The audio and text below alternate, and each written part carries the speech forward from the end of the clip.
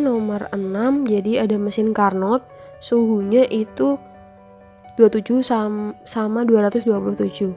Mungkin kita tulis T rendah itu sebagai TR 27, kita tambah Kelvin langsung aja menjadi 300 Kelvin. Kemudian T yang tinggi itu adalah 227, kita tambah dengan 273. Berarti berapa? 500 ya. Kita tulis 500 Kelvin. Kemudian tegangannya itu adalah 220 dan menyerap panasnya 5500 Joule per second. Yang ditanyakan itu adalah arusnya. Oke, kita coba. Jadi kita bisa hitung berdasarkan efisiensi. Jadi ingat, kalau T yang rendah itu adalah T2, kalau yang T yang tinggi adalah T1. Nah ingat, rumus efisiensi itu sama dengan 1 min T2 per T1 kali 100%. Ada juga efisiensi yang rumusnya adalah W dibagi Q2. Nah ingat hubungan antara T sama Q. Jadi kalau di sini T1 itu sama dengan Q1, kalau di bawahnya T2 ini sama dengan Q2. Ya, berarti ini Q2 itu yang pada suhu rendah. Nah, kita coba cek dulu soalnya. Jika mesin Carnot itu menyerap panas. Nah, Q itu kan ada Q1 sama Q2. Ya, di sini ada Q1 sama Q2. Kalau tadi T1 itu yang suhunya tinggi, T2 yang suhunya rendah. Nah, kalau Q1 itu adalah yang melepas kalor. Q2 itu adalah yang menyerap.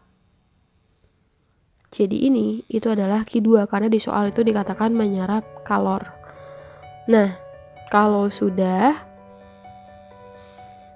kita kan mau cari arus. Ya. Arus itu nanti didapatkan dari rumus W atau usaha dari Carnot itu kita samakan dengan usaha dari energi listrik. Kita langsung saja listrik. Usaha listrik itu rumusnya adalah V dikali I. Nah, kita mau cari ini, I-nya. Tapi berarti kan kita harus tahu W Carnot sama tegangan dulu. Karena nanti rumus I sama dengan W Carnot dibagi tegangan. Tegangannya kita udah punya, yang ini. Yang belum adalah W Carnotnya.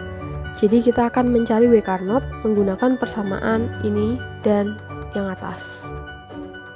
Oke, kita mulai dulu.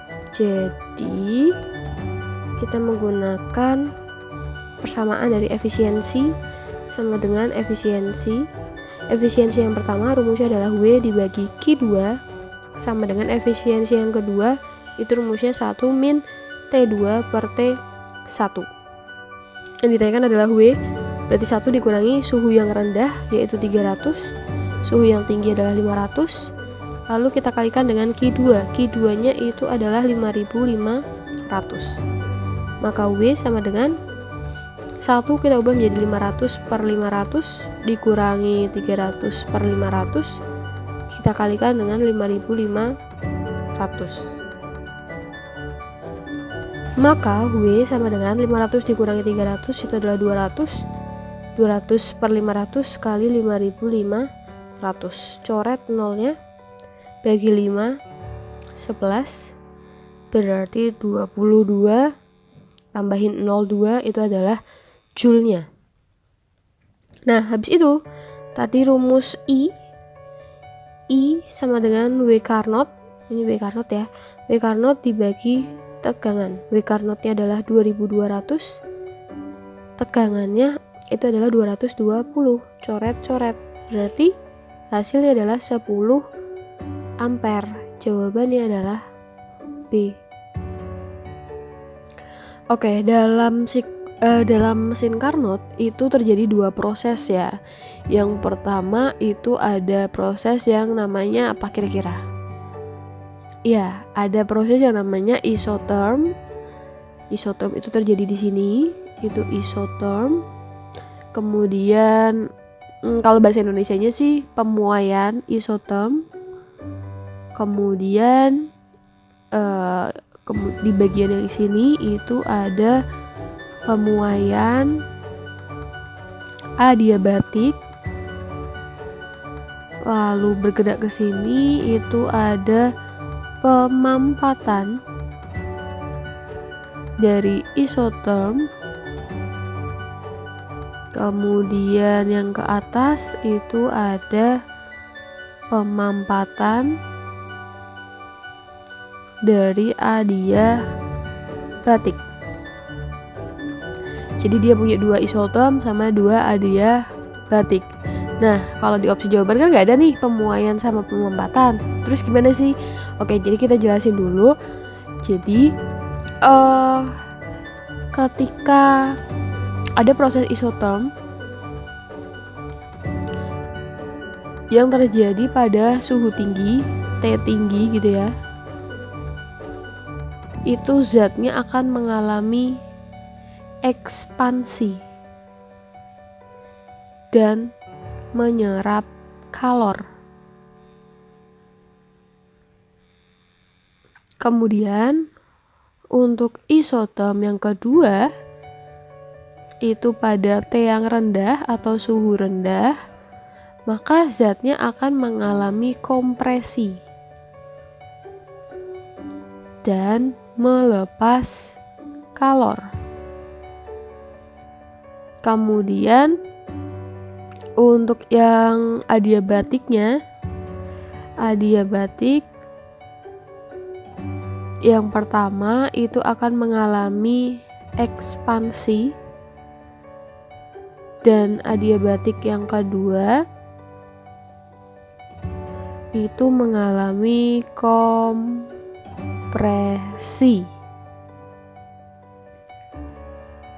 Jadi yang ini itu adalah yang ekspansi, ini juga ekspansi, lalu ini adalah yang kompresi, ini yang kompresi.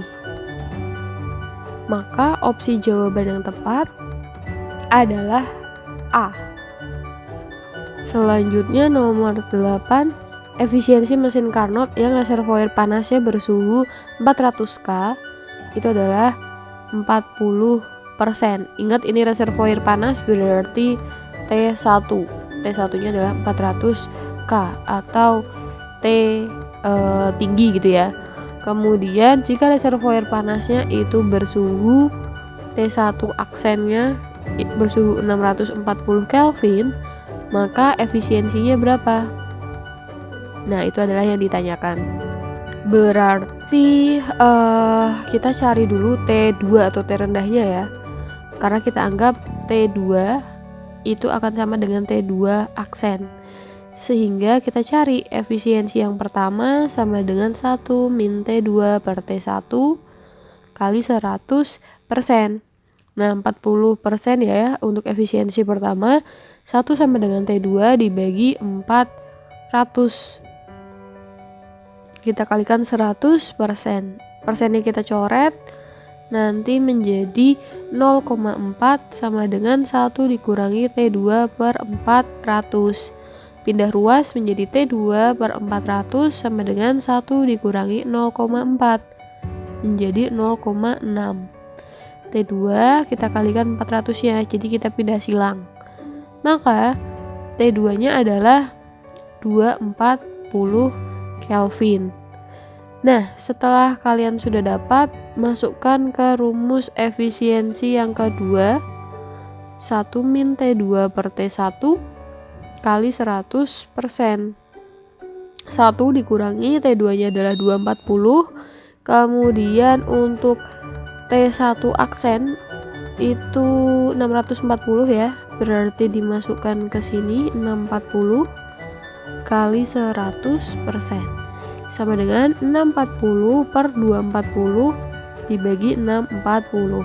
Jadi 1 ini diubah menjadi 640 per 640 ya. Oke, kemudian coret 400 ya?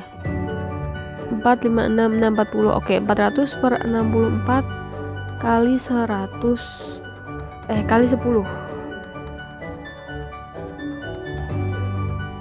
Oke, sebentar. Sepertinya ini jangan dicoret. Coba kita cek dulu. 640 400 per 640 kali 100% ya. Kemudian ini baru kita coret menjadi 400, kita bagi dengan 64, lalu kita kalikan 10. Hasilnya berapa? 62,5%. Jadi efisiensi yang terbarunya itu adalah 62,5%. Jawabannya dadu. Selanjutnya untuk soal nomor 9, jadi diketahui T suhu rendahnya atau T2-nya itu adalah 27 derajat Celcius atau 300 Kelvin. Lalu efisiensi yang pertama itu 25%, kemudian efisiensi yang kedua atau aksen itu 50% gitu ya. Kemudian sebuah mesin Carnot bersuhu rendah dan reservoir bersuhu tinggi ditingkatkan menjadi di sini yang ditanyakan adalah T1 dan T2-nya. Nah, di sini kita akan menganggap bahwa T1-nya itu akan sama. Jadi, kita cek dulu menggunakan rumus efisiensi yang pertama. Efisiensi sama dengan 1 min T2 per T1. Efisiensi yang pertama itu adalah 0,25 sama dengan 1 per T2. T2-nya itu berarti 300, langsung saja kita masukkan dari sini ya. Dibagi T1. Pindah ruas menjadi 300 per T1 sama dengan 1 dikurangi 0,25, berarti 300 bagi T1 sama dengan 0,75. Maka T1 sama dengan 300 dibagi 0,75, hasilnya adalah 400 Kelvin. Kalau kita jadikan derajat, berarti tinggal dikurangi 273 menjadi 127 derajat Celcius. 400 kurangi 273. Nah, T1-nya sudah dapat, itu adalah T1. Terus habis itu kita cari efisiensi yang kedua. Efisiensi yang kedua atau aksen sama dengan 1 dikurangi T1 dikurangi T rendahnya dibagi T tinggi, atau kita samakan saja T rendahnya berarti T2 dibagi T1. T aksennya kan tadi dinaikkan 50 ya, berarti 0,5 sama dengan 1 min T2-nya sama-sama 300. T1 aksennya